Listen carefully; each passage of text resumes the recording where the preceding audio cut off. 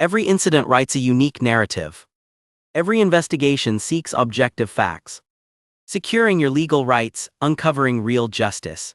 Hey, whoa, take your business elsewhere. Get out of my restaurant right now. Don't sit here eating our food while you harass my staff. Out, pay your bill. The confrontation happened at 10:45 a.m. on a busy Saturday morning in the dining room of Quick Eats restaurant in Minnesota.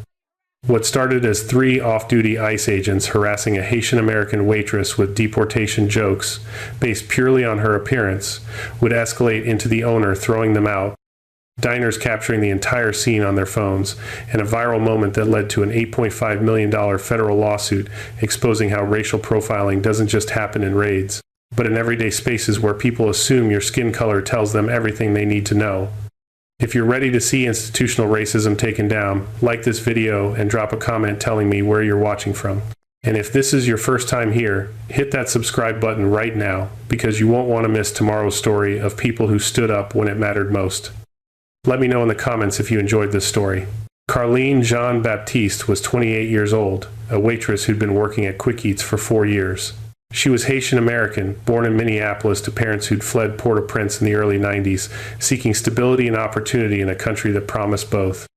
She'd grown up in the Twin Cities, attended public schools, worked her way through community college while juggling 2 jobs, and built a reputation at Quick Eats as the kind of server customers requested by name, the one who remembered their usual orders, anticipated their needs before they voiced them, moved through the dining room with unmatched efficiency even during the Saturday brunch rush.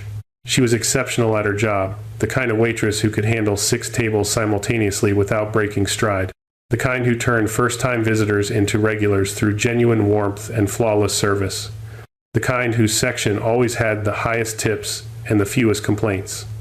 Her coworkers respected her speed and precision. Her regulars left glowing reviews online. Her suggestions for improving table turnover and streamlining the brunch flow were practical, tested, effective. Yet her performance went unrecognized in any official capacity. Her innovations were noted and then forgotten. Her requests for better shifts, the lucrative weekend brunches, the holiday doubles were routinely denied in favor of newer hires with louder personalities and weaker results. She'd been passed over for a supervisory position twice, always for reasons that felt vague, always in favor of colleagues with less experience and lower sales numbers. She was a United States citizen by birth. She had the certificate to prove it, filed safely at home with her passport and social security card. She voted in every election. She paid taxes. She'd even volunteered with a local immigrant rights group for the past 2 years, quietly documenting stories of harassment and profiling in the community, building a network of support and evidence that few at Quick Eats knew existed. She was as American as anyone, with documentation and civic participation to prove it. That Saturday morning, Carline was working the brunch shift in the main dining room, a bright, welcoming space where sunlight poured through large windows overlooking the street.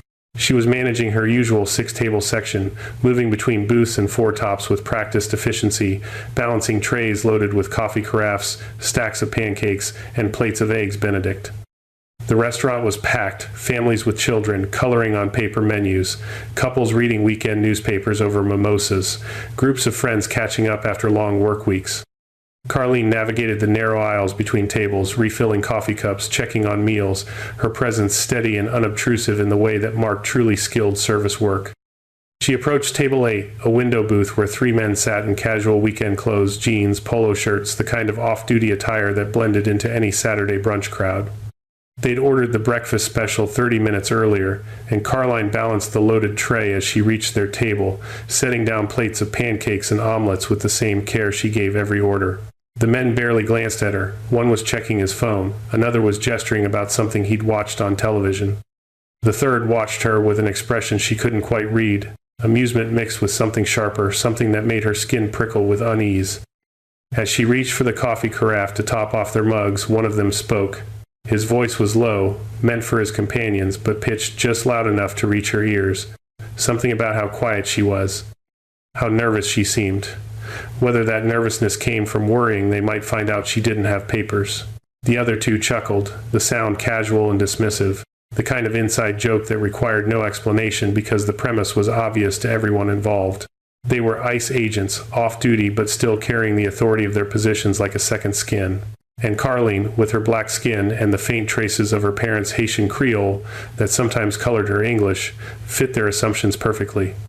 The words hit her like a physical blow. Her hand trembled as she poured the coffee, the stream wavering slightly before she steadied it. Her mind flashed to countless other moments, performance reviews that praised her work in private but went nowhere, shift assignments that favored less competent colleagues, suggestions dismissed before she finished explaining them. Years of being overlooked despite excellence, of having her professionalism mistaken for timidity in an environment that rewarded volume over quality. The high turnover at Quick Eats meant management rarely invested in long-term staff, and Carline's quiet competence made her easy to take for granted, easy to pass over, easy to assume would always be there without recognition or reward. She managed a tight nod and retreated toward the kitchen, the bright dining room suddenly feeling too exposed, too loud. The brunch noise swelled around her children's laughter, the scrape of silverware on plates, the cheerful chatter of weekend conversations, but it felt muffled, distant, like she was moving through water. She pushed through the swinging door into the kitchen, the heat from the griddle and the fluorescent light hitting her all at once, and found herself half sobbing before she fully registered the tears.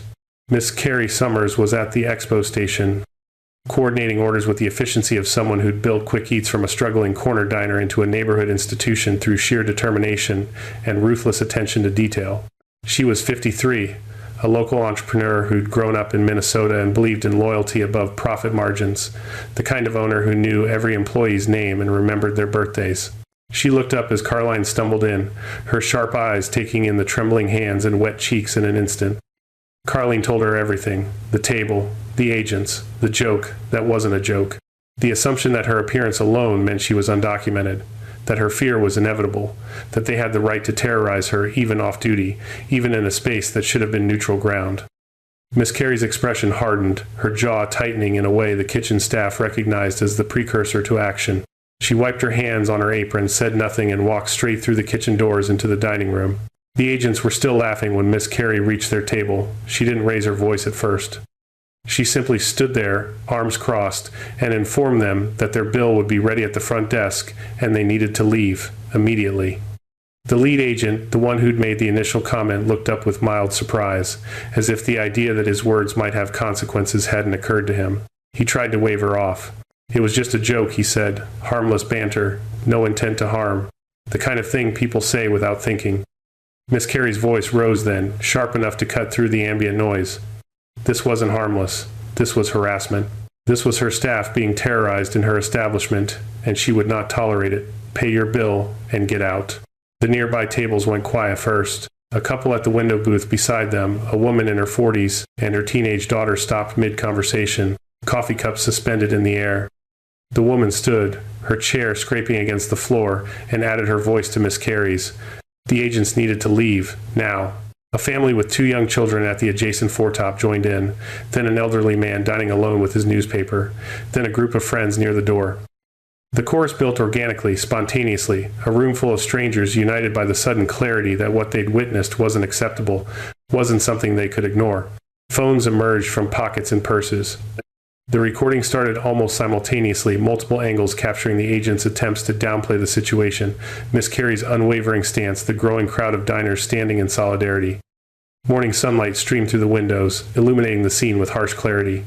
The agents tried to argue. They hadn't done anything wrong. It was a misunderstanding. But the pressure mounted, the stares intensified, and the phones kept recording.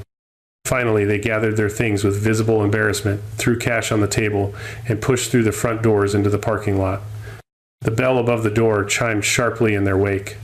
The air behind them hung thick with tension, the silence broken only by scattered applause and the low hum of people checking their phone screens to confirm the footage had saved.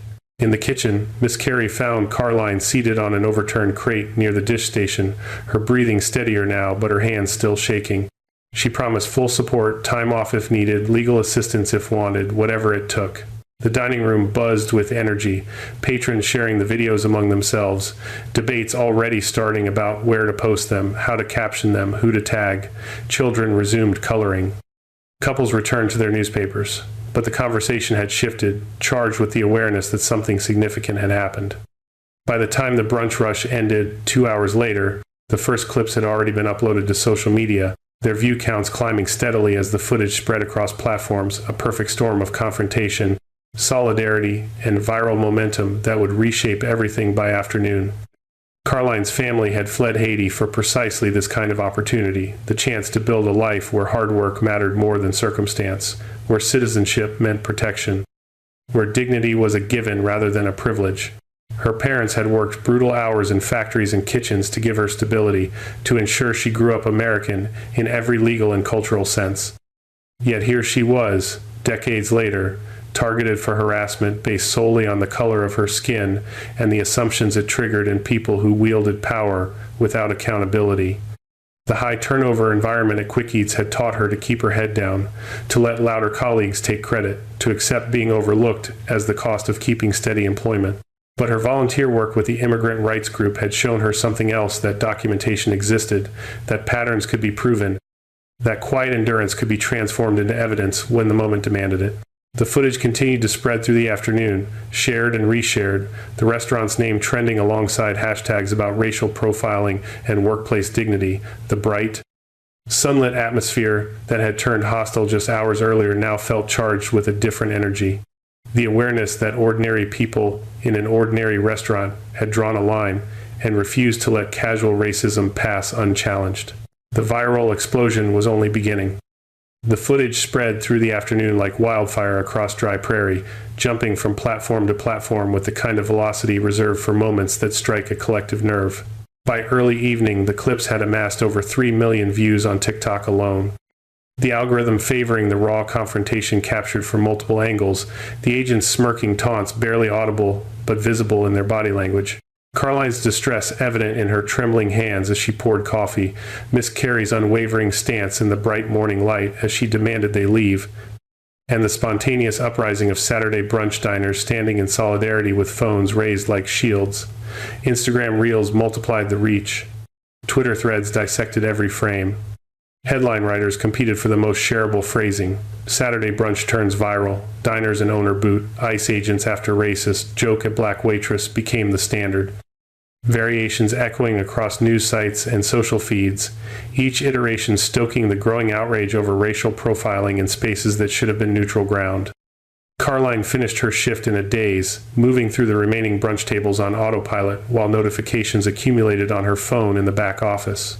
By the time she clocked out at 3 p.m., she had hundreds of messages from people she'd never met, supporters praising her composure, strangers condemning the agent's blatant prejudice, activists sharing her story as evidence of systemic failures.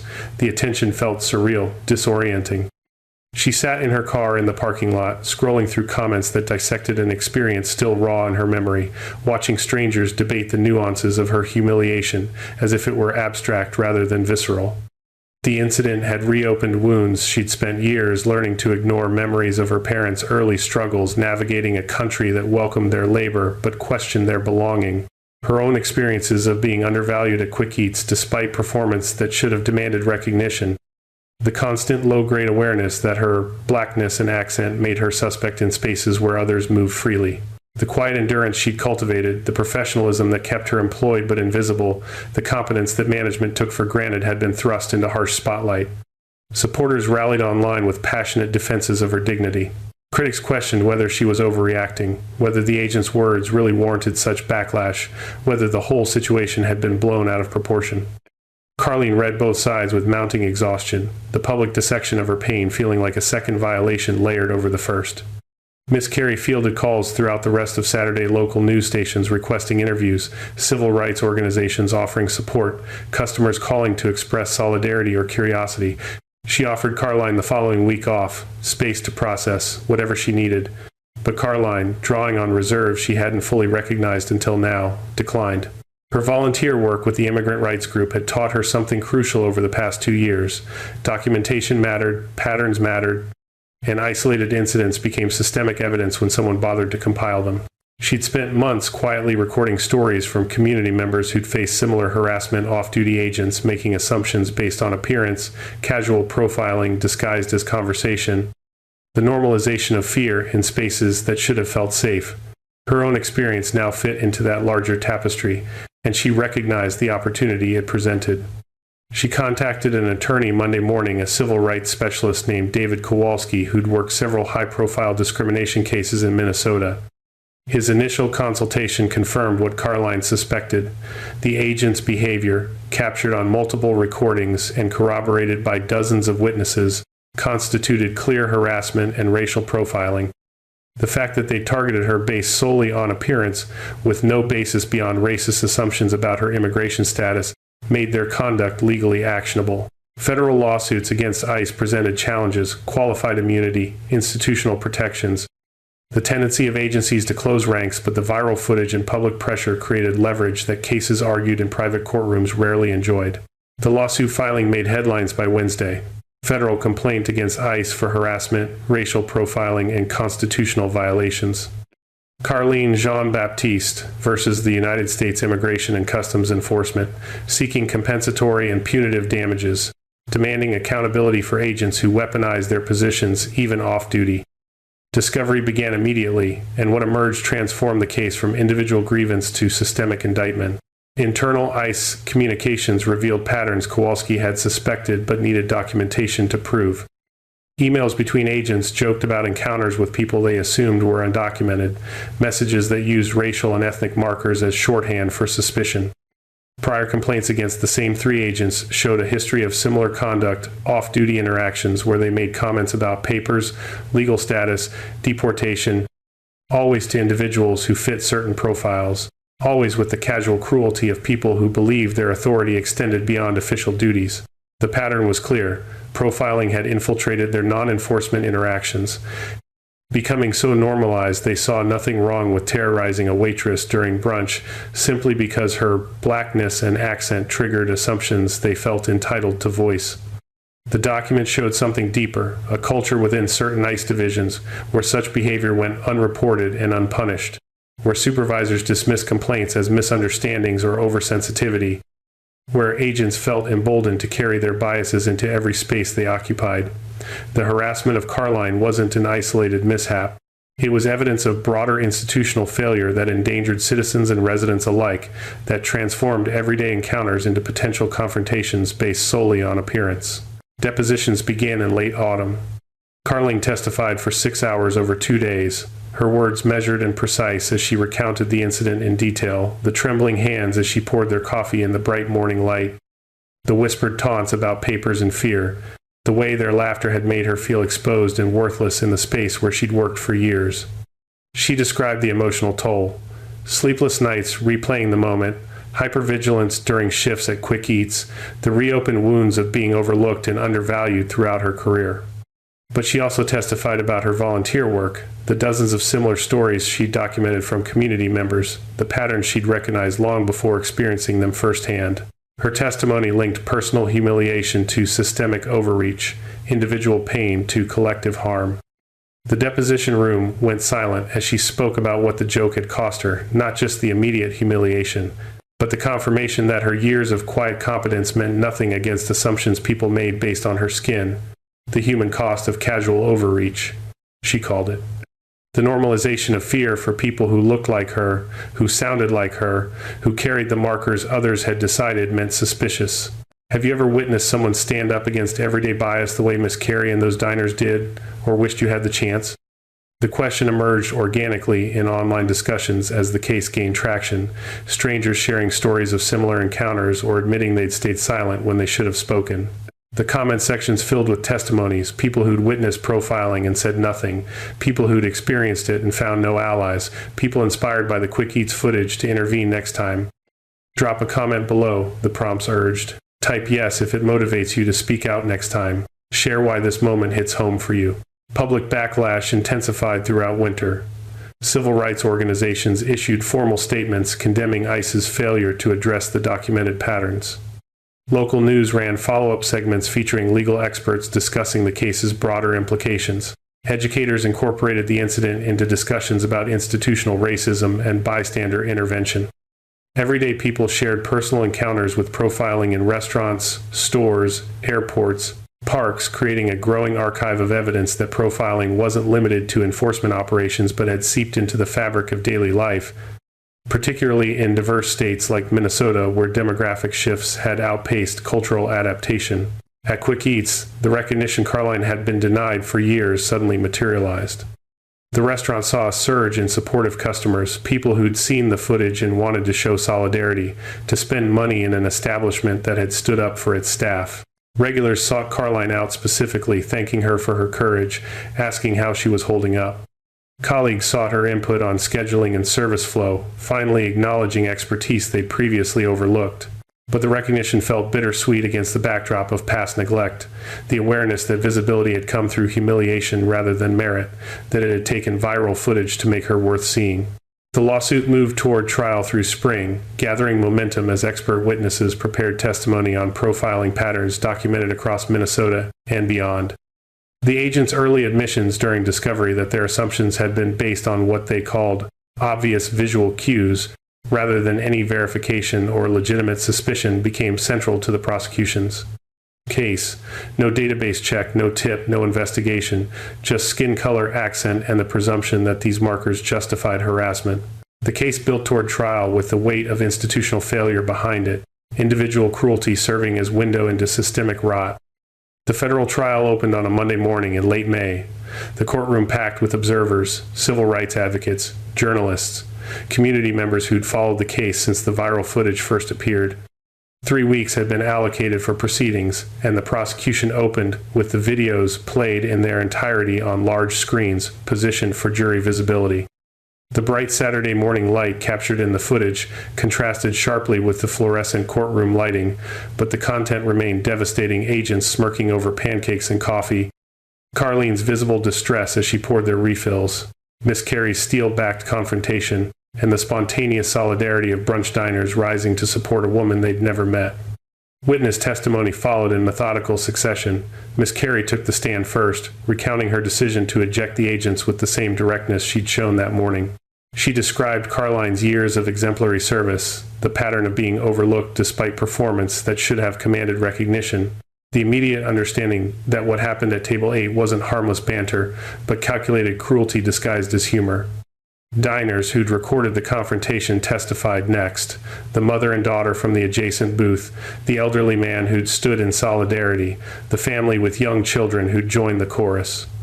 Their accounts aligned perfectly, each describing the agent's dismissive attitude, the escalating tension, the organic unity of strangers who recognized injustice and refused to let it pass unchallenged. Expert witnesses dissected patterns of racial profiling documented across ICE operations, presenting data on complaints filed, internal communications revealing bias, the disproportionate targeting of black individuals perceived as immigrants, regardless of actual status. The testimony painted a picture of institutional culture where such behavior was normalized, where agents felt emboldened to carry assumptions into every interaction, where accountability existed more in policy documents than actual practice. Caroline's testimony anchored the emotional core of the trial. She took the stand on the 8th day, dressed in professional attire that contrasted with the Quick Eats uniform visible in the footage. Her voice remained steady as she recounted the journey growing up American with Haitian heritage, building a career on quiet excellence that went unrecognized, volunteering with the immigrant rights group where she documented dozens of similar harassment stories before experiencing it firsthand. She described the morning in detail, the trembling hands, the whispered taunts, the way their laughter had confirmed every doubt she'd ever had about whether her competence mattered against the assumptions people made based on appearance. The documentation she'd compiled through her volunteer work became crucial evidence, stories from community members describing off-duty encounters with agents who'd made similar comments, patterns of behavior that transformed her individual experience into proof of systemic failure. Her quiet documentation had created a record that strengthened the case immeasurably, illustrating how individual resilience and methodical evidence gathering could expose institutional overreach that thrived in darkness. The defense portrayed the incident as an off-duty lapse in judgment, 3 men making an inappropriate joke without malicious intent, a mishap that didn't reflect institutional policy or warrant the massive damages being sought. But the evidence overwhelmed their narrative. Internal emails showed agents joking about similar encounters. Prior complaints revealed supervisors dismissing concerns as oversensitivity. The pattern exposed a culture where such behavior was tolerated, where profiling had become so normalized it extended into casual weekend brunches, where citizens were endangered by assumptions made without verification or consequence. The prosecution's closing argument tied it together. This wasn't about three agents making a poor choice. It was about institutional failure that allowed such choices to multiply unchecked, that put every person of color at risk of harassment in spaces that should have been safe, that required viral footage and public outrage to trigger accountability that should have existed all along. The jury deliberated for 48 hours. The courtroom was packed when they returned, the tension palpable as the foreman stood to deliver the verdict. Liability on all counts. The award, $8.5 million, $2.8 million in compensatory damages for emotional distress, career impact, and the violation of Carline's constitutional rights. $5.7 million in punitive damages designed to deter future misconduct and send a message that such behavior carried consequences severe enough to force institutional change. The immediate repercussions rippled outward within hours. ICE announced the suspension of all three agents pending further review. Policy updates were promised, clearer guidelines for off-duty conduct, mandatory anti-bias training for all agents, improved complaint procedures for individuals targeted by harassment.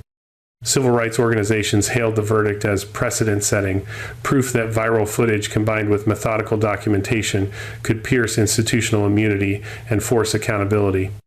Carline sat through the verdict with the same quiet composure that had characterized her testimony, but afterward, in the hallway outside the courtroom, she allowed herself to feel the weight of it vindication. Yes, but also the confirmation that her years of volunteer work, her documentation of community stories, her refusal to let harassment remain invisible, had mattered in ways that extended far beyond her individual case. She used part of the award to expand her volunteer network into a formal advocacy organization, funding training sessions on workplace rights and anti-profiling for service workers across Minnesota and beyond. The group offered resources for documenting harassment, legal support for similar cases, community education on constitutional protections. Quick Eats installed a small plaque near the window booth where the confrontation had occurred, a simple acknowledgement of the morning when solidarity had trumped silence, when ordinary people had refused to let racism pass unchallenged. The themes reached their full resolution through the verdict and its aftermath. Institutional racism, exposed not in the dramatic setting of a raid but in the harsh morning light of a Saturday brunch, challenged in the most ordinary of spaces. Allyship demonstrated through spontaneous action, strangers united by basic decency, their phones transforming a private humiliation into public reckoning. Carline's journey from overlooked waitress to vocal advocate, her quiet strength converted into systemic change through legal persistence and the documentation she'd been compiling long before she became a plaintiff herself. And accountability achieved not through institutional goodwill, but through legal pressure, public outcry, and the combination of viral footage with methodical evidence that made denial impossible. The footage continued to circulate months after the trial concluded, shared in discussions about racial profiling, used in training sessions for service industry workers, referenced in policy debates about immigration enforcement and civil rights. It had become more than documentation of a single incident. It served as a reminder that collective action mattered, that ordinary people could refuse complicity, that justice required both courage in the moment and persistence through the slow machinery of legal process. Carline returned to her shifts at Quick Eats, not because she needed the income after the settlement, but because the work grounded her, connected her to the community she'd chosen to serve, both as waitress and advocate. Regulars greeted her with newfound respect, but more importantly, newer staff sought her guidance, recognizing the expertise that had always been present but finally acknowledged. Her hands no longer trembled when she poured coffee. Her suggestions for improving service were implemented rather than dismissed. The recognition felt hard-won, bittersweet in its arrival, but genuine in ways that mattered. The morning light still streamed through the windows at Quick Eats during Saturday brunch rush, illuminating tables where families gathered and strangers became regulars. But something had shifted, a subtle awareness that dignity required defense, that silence enabled harm, that ordinary spaces could become battlegrounds where everyday people chose whether to look away or stand up. Carline moved through her section with the same efficiency she'd always possessed, but the quiet endurance that had once made her invisible had been transformed into visible strength. Proof that justice arrived not through spectacle, but through method, documentation, and the refusal to accept that harassment was simply the cost of existing in a body others had decided to judge. If you like this video, make sure to hit that like button, subscribe, and turn on the notification bell so you don't miss the next story. Share this video with someone who would appreciate it. And let's keep building this community together. And before you go, drop a comment below. I'd love to hear your thoughts on what stood out to you the most. Until next time, stay safe, stay curious, and I'll see you in the next. Integrity is a lifelong quest, and education remains your strongest asset. Thank you for tuning in and promoting institutional transparency.